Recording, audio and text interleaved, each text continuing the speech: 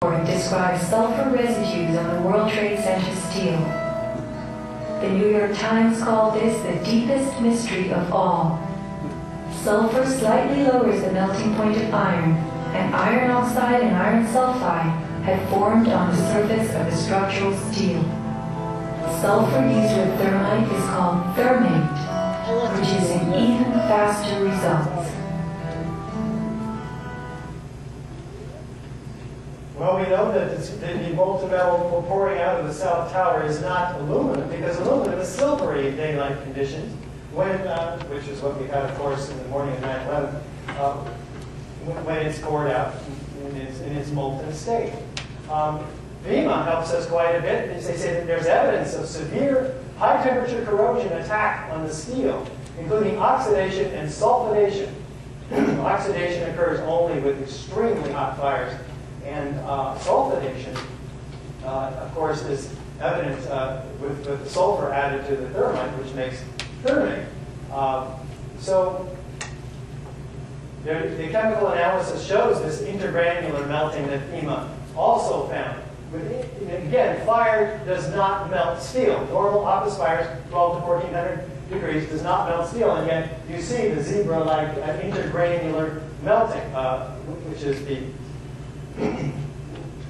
where iron is embedded in the steel.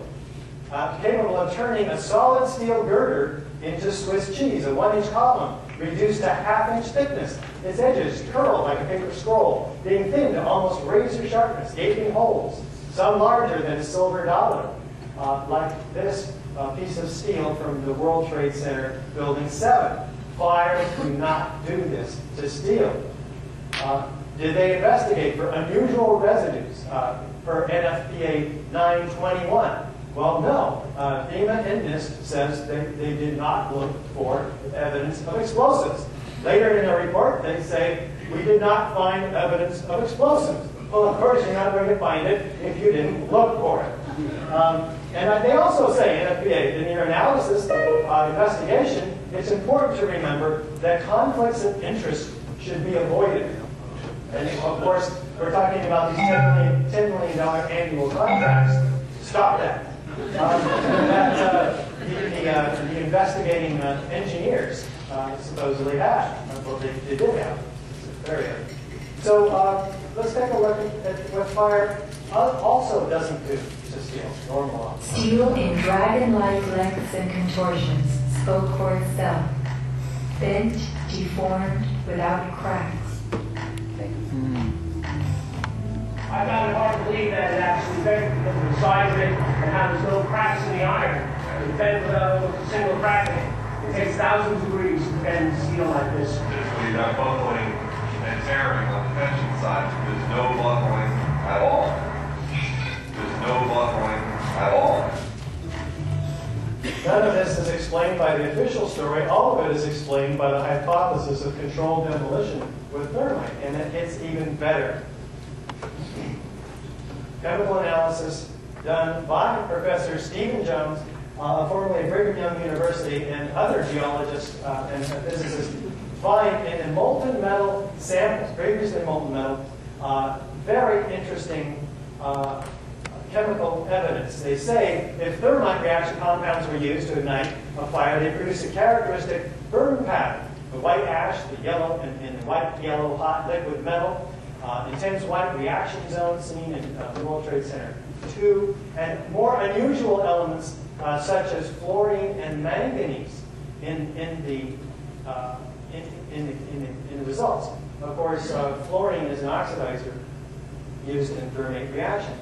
You also see, of course, sulfur. You see sulfur and iron and oxygen and other, and we'll take a look at that. But the previously molten metals predominantly iron. Very interesting. Iron, of course, is a byproduct of aluminum thermic reaction. So it's not a molten metal from the jet fuel. It's not a molten aluminum from the jet fuel. So, and this molten metal has very little chromium, so it's not structural steel, which of course is an alloy, much stronger than iron. It has small amounts of aluminum, sulfur, and potassium, all of which you'd expect to see in a aluminum thermic reaction. Manganese and fluorine in abundance. Of course, as I mentioned, fluorine is an oxidizer. So he gets another sample from the end of this beam in the Clarkston Memorial, the 9/11 monument. This piece of slag, and he performs X-ray fluorescence on it, also showing iron, sulfur, manganese, and what's that other one? Chemical engineer. If gel explosives were to be used, we'd expect to see something also very interesting. Tiny aluminum particles in iron oxide, which can be cast into shape. And like in this linear shaped charge, for instance, which would produce a result like this, which we see from the World Trade Center 7 steel also. This is not a clean cut from an oxy-acetylene torch. Fire does not melt steel. We're talking about something very different altogether. But sol gels, if they were used to hold thermite, would leave a telltale residue, 1,3-diphenylpropane. What the heck is that? I don't know, but EPA's Eric Schwartz found it in the dust in the samples that he found. He said 1,3-diphenylpropane. We've never observed it in any other sampling we've ever done. And I'm assuming this is from the dust. Somebody email me and correct me if that's wrong. I know it's from something that obviously has 1,3-diphenylpropane in it. So, what else does Dr. Jones find? A fascinating study in all of the dust that blanketed lower Manhattan and worked its way across the river to New Jersey. This stuff has, every sample he's seen of it, and the ones that I've seen, have these tiny little microspheres in it. And he finds that they're predominantly iron. They're up to the size of a BB, but most of them are smaller than the naked eye. Fascinating. What's in them? Well, he finds that they're previously molten. Well, how did they get molten? Well, if there were thousands of cutter charges, aluminothermic charges, whose byproduct is molten iron, and there was this intense explosion series immediately after the cutter charges, then you have an incredible force dispersing this, almost like a spray bottle when you spray it. Very, very, very tiny droplets. This is the only conceivable explanation that I've heard for this dust. And they used to, in fact, make bullets, whatever they're called, pellets. They shoot pre-revolutionary rifles. They would drop molten lead off the top. They form themselves due to their surface tension into these perfectly round spheres, just like raindrops, and then they cool at the bottom in a vat of water. Well, Dr. Jones finds on the left side here, in the dust, the exact same proportion of chemical evidence of each of these same chemicals, aluminum, sulfur, manganese, fluorine, etc., as in a classic controlled experiment of thermate, which has sulfur in it, the high-tech form of thermite. This is a fingerprint left behind by the criminal. This can be used to bring those actually responsible for the events of 9/11 to justice. This is plenty. Each one of these are plenty of evidence if we can just put them into people's hands. Now, EPA finds the same thing in the dust. These small microspheres, iron-rich, they call them. They wonder what they are. They ask the question. They do no research and follow-up, and they have no answers. And I'm sure this is hidden now from us. Well, actually, this is on their website right now. But I'm sure very soon you won't be able to find it.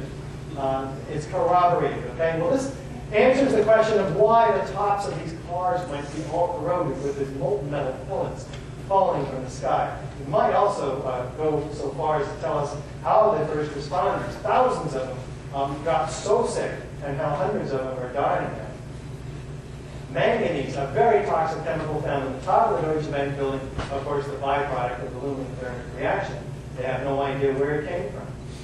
So Dr. Jones concludes, given the mix of trace metals present in the anomalous high concentrations in the World Trade Center dust, such as zinc, copper, manganese, barium, the formation of these iron-rich and aluminum-rich spheres, it's clear that significant aluminothermic reactions occurred, with the likely ingredients to include these powders of aluminum, iron oxide, and copper oxide, zinc nitrate, sulfur, and potassium permanganate, all the key ingredients for the high-tech form of thermite called thermate. So his conclusions suggest that coupled with the visual evidence at the scene, with this flowing yellow hot liquid metal They provide compelling evidence that thermite reaction compounds were used, meaning thermite